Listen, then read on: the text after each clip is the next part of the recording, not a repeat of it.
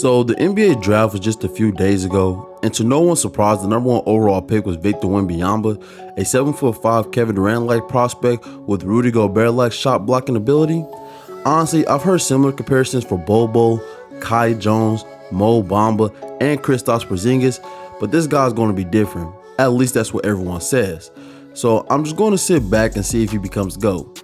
Now, with that being said, there has been a lot of supposedly generational talents taken with the number one overall pick, and to be honest, teams typically take really good players with that pick, as throughout NBA history, the number one overall pick has been the most successful pick, as on average, they average around 16 points, 7 rebounds, and 3 assists per game, and give you a decade worth of service, which is a lot more than the average NBA player will give you.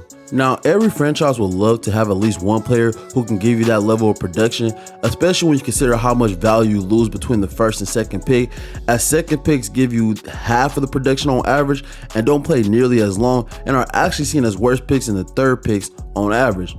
Now, when you draft with the first overall pick, you're not expecting to get average. You want the guy who's going to change life for your franchise.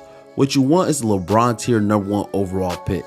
LeBron's the greatest number one overall pick in sports history. He has literally done everything that you could want out of a number one pick. He is arguably the greatest of all time. Even though he is not my GOAT, there's a case to be made for him being the GOAT. And that the guy you hope you're drafting with the number one overall pick is him. The opposite of that is the Anthony Bennett tier. This is the guy you pray you don't draft. This is the guy who possibly could set your franchise back for years if you are unlucky enough to draft him with the number one overall pick. He is everything that you don't want in the first pick of the NBA draft, a short career and zero meaningful production. Now, with that being said, I have came up with a tier list to rank every number one overall pick in the NBA draft from the 2010s, from the LeBron tier, Hall of Fame tier, Hall of Very Good tier, average tier, disappointing tier, and the dreaded Anthony Bennett tier. Now that we got the tiers established, do me a favor and hit the like and subscribe button, and let's get into ranking every number one overall pick in the 2010s. So starting things off is the number one overall pick of the 2010 NBA draft, John Wall. Coming out, John Wall was viewed as a mix of prime D Rose and prime Rajon Rondo, who both were top 7 point guards in the NBA arguably. Honestly, the reports were pretty spot on. He was a big athletic guard with great defense and playmaking. With John Wall, you were almost guaranteed 20 and 10 a night. The only issue with his game was his shooting from 3, as he was a pretty decent mid-range shooter. The best part about Wall, in my opinion, was that he was good from day one, averaging 16 points and 8 assists as a rookie. During his peak though, he was a borderline top 10 player in the league and top 3 player in the East, with a very good case as the second best player in the East. During his peak, he averaged about 20 points, 10 assists, 4 rebounds, and 2 steals per game on okay efficiency. He's a 5-time All-Star and has made an All-NBA team as well as an All-Defensive team. Unfortunately, his career fell off really hard after tearing his Achilles and ACL. He lost a lot of athleticism that made him so special, and at this point his career is hanging on by a thread. So taking everything into consideration, I would say he belongs in the Hall of Very Good. Next up is the 2011 number one overall pick, Kyrie Irving. Kyrie Irving is arguably the most polarizing number one overall pick in the 2010s. If you follow the NFL, the best way to describe Kyrie Irving is call him the Kyler Murray of the NBA. Kyrie is a walking enigma. He's one of the 3 most skillful players in NBA history. There is literally nothing this man can't do. His ball handling is beyond elite. He's a good playmaker and shooter. He's one of the best finishers we've ever seen at the guard position.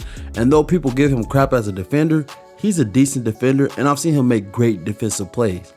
Another thing about Kyrie is he's shown you that he can contribute and be a part of a winning team, as he was the second most important piece for those Cavs team who went to 3 straight NBA finals.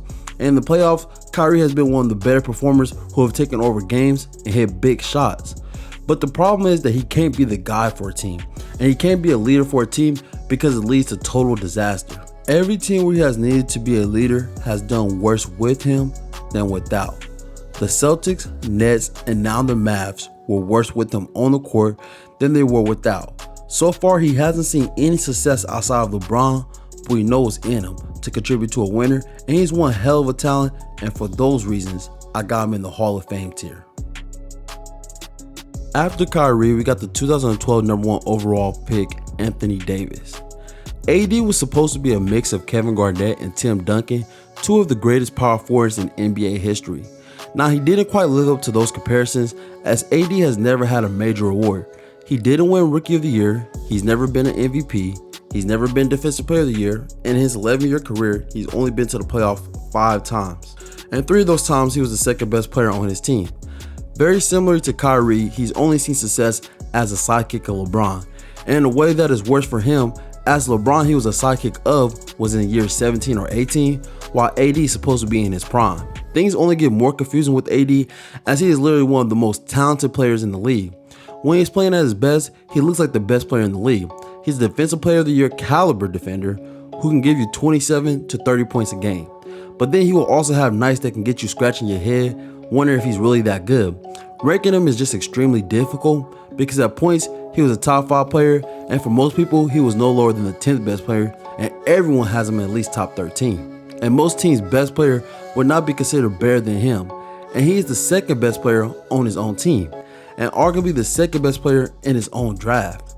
So even though he is a top 75 player of all time and is going to be a first ballot Hall of Famer, I cannot with good conscience put him in the LeBron tier as a number 1 overall pick, but he is firmly in the Hall of Fame tier. So the first 3 picks of the 2010s were hits, and the 2013 NBA draft number 1 overall pick Anthony Bennett was a miss, and that's just being nice. I mean, I feel like there was no number 1 pick more destined to fail than Anthony Bennett. The 2013 draft was the worst draft that I've ever seen. No one knew who was going to go number 1. Some people thought that Victor Oladipo should go number 1. Some thought that Alex Len would go number 1. Many believe that Nerlens Noel, even with his injury, should have gone number 1.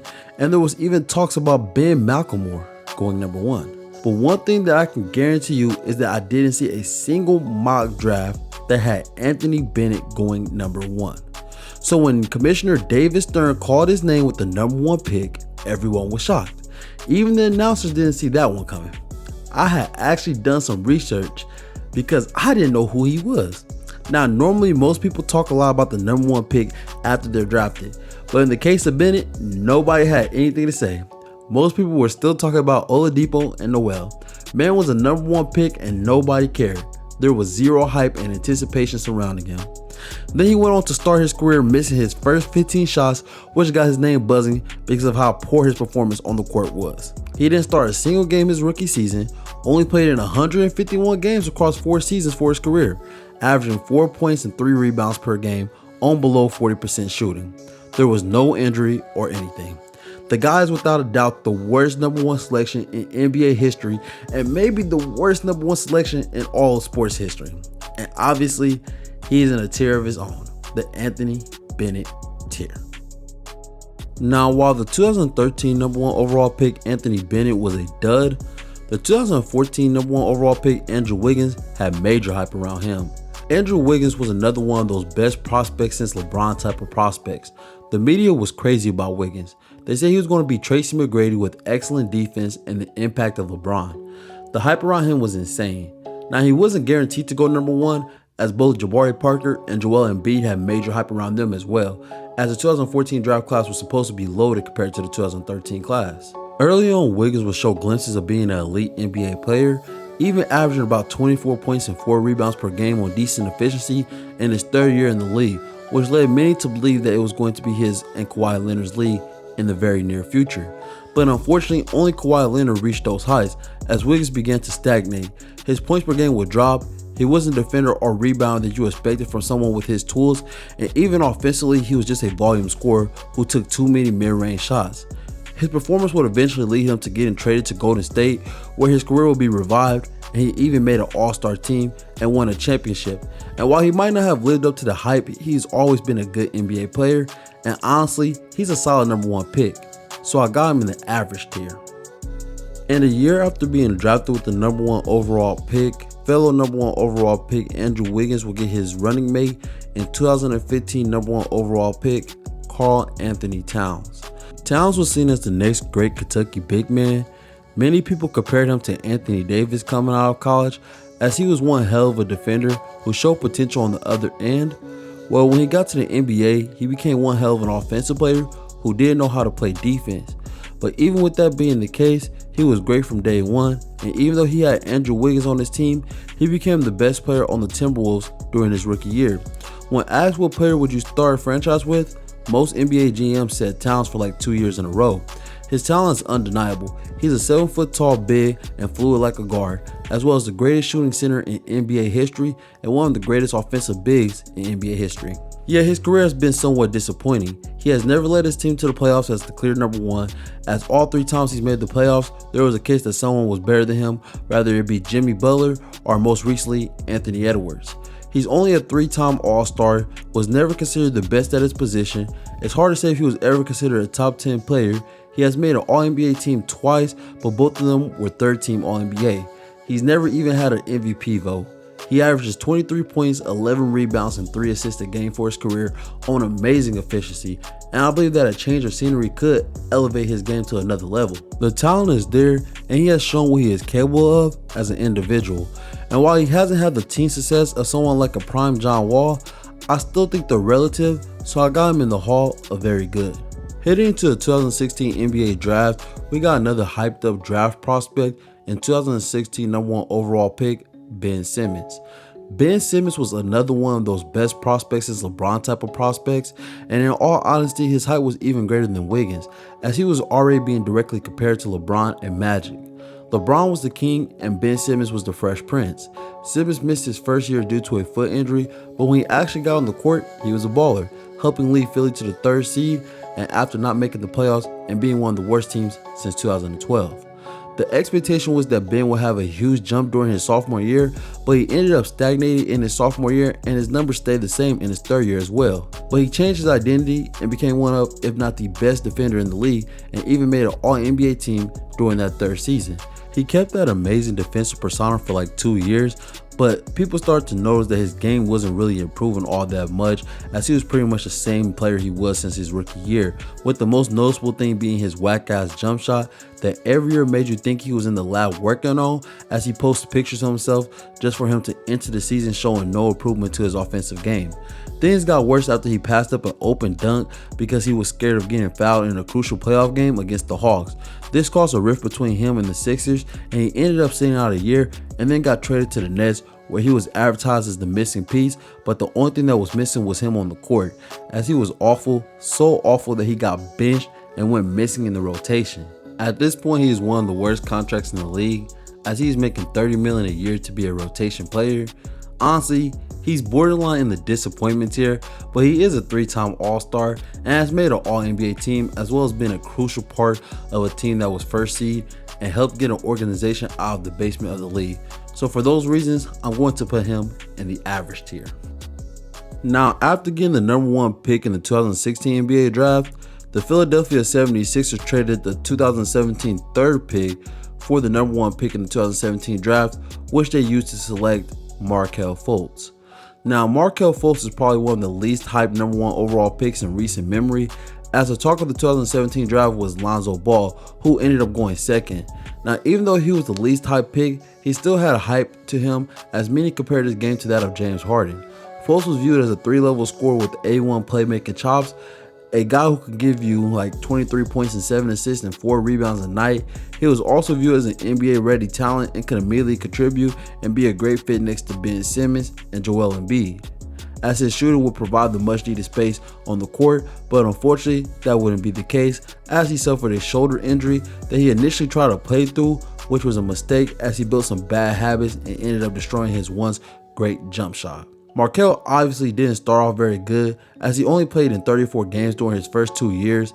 He was also traded to the Magic, where he finally started to show glimpses of being a decent NBA player, but then he tore his ACL and missed most of his 4th season and 5th season. Now, Markelle finally made his return to play this season, where he averaged about 14 points, 6 assists, and 4 rebounds per game, shooting good from the field, but his 3-point shot is completely gone at this point and is unrecognizable from the shooter he was in college. So far, Markelle's been very unlucky in his career, and many would say he's a flat-out bust. You know, I'm talking to you, Stephen A. Smith, but I think he's a good player who shouldn't have been the number 1 pick, so I'll still put him in the disappointing tier. I'm not going to call him an Anthony Bennett tier. Now, after the confusing saga that was Markelle Fultz during his rookie year, The 2018 NBA draft did bring some hype back to the draft, as number 1 overall pick DeAndre Ayton was seen as the next David Robinson and was supposed to become a great pick and roll fit with young star Devin Booker. He was the clear favorite to go number 1 even over Luka Doncic, who many also seen as a generational prospect who ended up going 3rd in that draft. Ayton was solid in his rookie year, but in his second year, you will only see very marginal improvement as he missed 25 games due to violating the league's drug policy. A big jump was expected in his 3rd year with the arrival of Chris Paul, as Chris Paul is really good at making his centers look good, and one of the biggest excuses to why Ayton had not broken out was that they couldn't get him the ball in the post. Well, Ayton still didn't really improve that much offensively, and his number actually declined some, but he started to show a little something defensively, having a pretty good year on that end. He helped the Suns make the finals in his 3rd year, where they lost to the Bucks. After the Suns' finals appearance, it seems as though the organization has started to sour on him, as tension formed behind a contract dispute where Ayton was going to leave the team to play for the Pacers, but the Suns had his rights and matched the contract. Ayton at times has looked very displeased, and his motor runs very cold way too often for my liking. But he has still been a very good NBA player and a borderline top 10 player at his position. So for those reasons, I have him in the average tier. And we're falling to the last pick of the 2010s, 2019 number 1 overall pick, Zion Williamson. Earlier, I mentioned that Kyrie was arguably the most polarizing number 1 overall pick of the 2010s. The reason I said arguably is because of Zion Williamson. The guy is a generational talent as well as a major what if, because we never know if he's going to be available. He's already missed a full season and has only played in 60 games once in his career. When he's on the court, he looks like a top 10 player who could fight for a spot in the top 7. The dude is really efficient, the best finisher in the league, and an underrated playmaker for his position.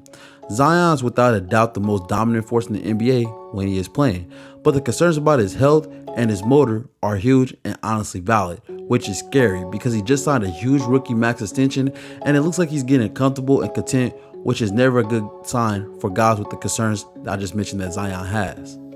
The talks around Zion is more about what he got going on off the court, like his comments about being physically fine but not ready to return, or the stuff about his many entanglements as he tries to become a Sean Kemp Wilt Chamberlain level thought. This is what makes me frustrated with him, as I know he has the ability to be the best player on a championship team. The Pelicans were number 1 in the West when he was playing before falling out of the playoffs because he wasn't around. The thing holding him back is his leadership, as his teammates don't seem to love him, and his motor because he can't stay in shape, which is honestly the main reason for his injuries. In my opinion, he should be the best number 1 overall pick in the 2010s, and when he's actually on the court, he performs to that standard. He should be in the LeBron tier because of what he has shown he could do when he's locked in, but because of what he has actually done and the sheer lack of respect for the love of the game, I have to put him in the disappointing tier because his career has been nothing but disappointing to me, as he hasn't accomplished anything. So that's my ranking of every number 1 overall pick in the 2010s. I would say that most teams did a really good job at drafting. Every player has been a pretty good NBA player throughout their careers. Even if not all of them reached that star tier, most of them still are starting caliber players in the league, except for Anthony Bennett. But y'all let me know what y'all think of my rankings in the comment section. Also, if you made it this far, please like and subscribe if you haven't already done so. And I'll catch y'all on the next one. Peace.